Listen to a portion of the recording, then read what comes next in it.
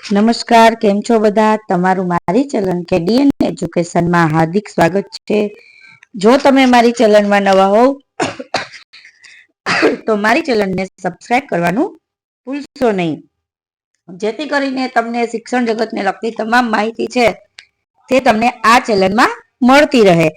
તો આજનો વિડીયો છે શિક્ષણ સહાયક અને વિદ્યા સહાયકની ભરતી માટેનો વિડીયો છે, જે શ્રી માલધારી આદિવાસી સર્વાંગી વિકાસ ટ્રસ્ટ કાઢિયા નેસ સંચાલિત શ્રી માલધારી આદિવાસી આશ્રમ શાળા ઝારેરા નેસમાં વિદ્યા સહાયક અને શિક્ષણ સહાયકની જગ્યા સરકારશ્રીના પ્રવર્તમાન ધારાધોરણ મુજબ ફિક્સ પગાર ધોરણમાં નીચેની વિગતે ભરવાની છે. તારીખ 13/3/2023 ની સ્થિતિએ લાયકાત ધરાવતા ઉમેદવારોએ જાહેરાત પ્રસિદ્ધ થયાની તારીખથી દિવસ 10માં પ્રમાણપત્રોની પ્રમાણિત નકલો સાથે નીચેના સરનામે અરજીઓ મંગાવવામાં આવે છે. તો આશ્રમ શાળાનું નામ આપેલું છે. પહેલી છે માલધારી આદિવાસી આશ્રમ શાળા ઝારેરા નેસ, તાલુકો રાણાવાવ અને જિલ્લો પોરબંદર. જગ્યાનું નામ છે વિદ્યા સહાયક છે. જગ્યાની સંખ્યા તો કે 1, સવક તો કે બિન અનામત માટે છે. પછી લાયકાત તો પીટીસી અને ટેટ 1 તમે પાસ કરેલા હોવા જોઈએ.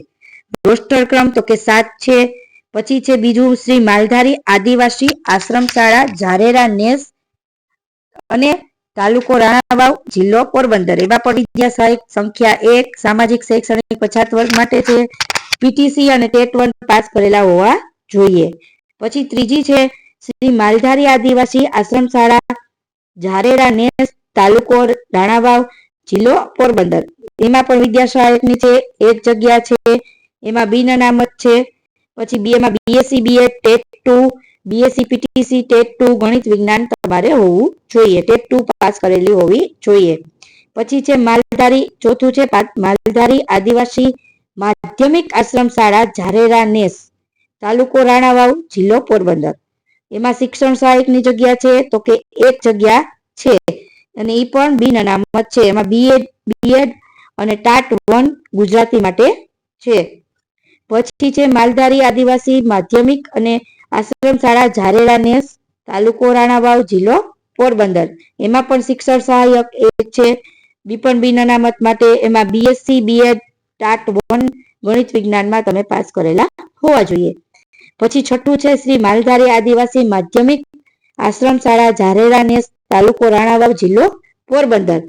શિક્ષણ સહાયક તો કે એક બિન અનામત છે. એમાં બીએ બીએડ ટાટ 1 અંગ્રેજી વિષય માટે છે. શરતો આપેલી છે. ઉક્ત ભરતી અન્વયે અગાઉ દિવ્ય ભાસ્કર, આજકલ, અખિલા, જય હિન્દ વર્તમાન પત્રોમાં 28/2/2023 અને 1/3/2023 ના રોજ જાહેરાત આપેલી હતી. જિલ્લા ભરતી પસંદગી સમિતિ જિલ્લા બનાસકાંઠા 6/9/2023 ના રોજ યોજાયેલ બેઠકમાં સર્વાનુમતે નિર્ણય લેવાયો છે કે રાજ્ય કક્ષાએ બહોળી પ્રસિદ્ધિ ધરાવતા વર્તમાન પત્રોમાં આજ રોજ જાહેરાત પ્રસિદ્ધ કરવામાં આવે છે.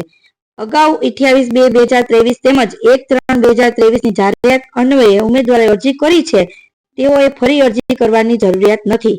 કોઈ સ્થાનિક ઉમેદવારને પ્રાધાન્ય નથી, માત્ર મેરિટ મુજબ પસંદગી થનાર છે. ઉક્ત જગ્યા અન્વયે અરજી ન કરી શકતા ઉમેદવારો અરજી કરવાની વય મર્યાદા, શૈક્ષણિક લાયકાત તેમજ અન્ય લાયકાતની પાત્રતા 13/3/2023 ની સ્થિતિએ રહેશે. પસંદ થયેલ ઉમેદવારોએ આદિવાસી વિકાસ વિભાગ ગુજરાત સરકારના ધારાધોરણો મુજબ 24 કલાક સ્થળ પર રહેવાનું ફરજિયાત છે અને શિક્ષણ ક્રમ ગૃહપતિ ગૃહમાતાની ફરજો પણ નિભાવવાની રહેશે. પછી છે ઉમેદવારોએ અરજીપત્રક સાથે નામ, સરનામું, મોબાઈલ નંબર, જન્મ તારીખ, શૈક્ષણિક લાયકાત ટેટ 1 ટાટ 2 તથા નિયત થયેલ કમ્પ્યુટરની કૌશલ્ય પરીક્ષા પાસ કર્યા ના સ્પષ્ટ ઉલ્લેખ સાથે શૈક્ષણિક લાયકાતની પ્રમાણિત નકલો જોડવાની રહેશે. વય મર્યાદા સરકારશ્રીના ધારાધોરણો મુજબ હોવી જોઈએ. સરકારશ્રી વખત પ્રવર્તમાન નિયમો અનુસાર 5 વર્ષ ફિક્સ પગાર મળવાપાત્ર થશે. સરકારશ્રીના નિયમ મુજબ સીપીએફ યોજનાનો લાભ મળવાપાત્ર થશે. અરજી રજિસ્ટર એડીથી ઓફલાઈન જાહેરાત પ્રસિદ્ધ થયાની દિન 10માં તમારે કરવાની રહેશે. તેમજ રૂબરૂ અરજી માટે સમય મર્યાદા બાદ મળેલ અરજીઓ ધ્યાનમાં લેવામાં આવશે નહીં. ઉમેદવારોએ પોતાની અરજી પત્રકમાં જે તે રોસ્ટર ક્રમાંકની ખાલી જગ્યા માટે અરજી કરવા માંગતા હોય તેવો સ્પષ્ટ ઉલ્લેખ કરવાનો રહેશે. તેમજ જો ઉમેદવાર એક કરતા વધુ રોસ્ટર ક્રમાંકની ખાલી જગ્યા પર અરજી કરવા માંગતા હોય તો તે પ્રમાણે અલગ અલગ જગ્યા માટે અલગ અલગ અરજી કરવાની રહેશે. ઉમેદવારોએ તેની અરજીની એક નકલ આદિજાતિ વિકાસ અધિકારીને કરવાની રહેશે. ઉચ્ચ લાયકાતો વધારાની લાયકાતો ગણાશે. તેમજ ઉપરોક્ત જાહેરાતમાં દર્શાવેલ લાયકાત સિવાય ઉમેદવારો અરજી કરશે તો અરજીઓ અમાન્ય અને રદ ગણાશે, જેની નોંધ લેશો. જે માર્કશીટમાં જીપીએ, સીપીઆઈ, જીઆરએડીએફ દર્શાવેલ હોય તેવા ઉમેદવારોએ યુનિવર્સિટી કોલેજ પાસેથી કુલ ગુણ મેળવેલ ગુણ અંગેની કન્વર્ઝન કરેલ પ્રમાણપત્ર અરજી સાથે જોડવાનું રહેશે. ઉમેદવારોએ અરજી મોકલવાનું સ્થળ નીચે મુજબ છે. આચાર્ય માલધારી આદિવાસી આશ્રમ શાળા, ઝારેરા નેસ, રાણાવાવ, રાણા બોરડી, જિલ્લો પોરબંદર. મોબાઈલ નંબર આપેલા છે 9664678346. પછી બીજું છે આદિવાસી વિકાસ અધિકારી શ્રી આશ્રમ શાળા, block number 45-5-6, type sector 17, Gandhinagar. Pincode number આપેલા છે, ઈમેલ આઈડી આપેલા છે, મોબાઈલ નંબર છે 9374144355.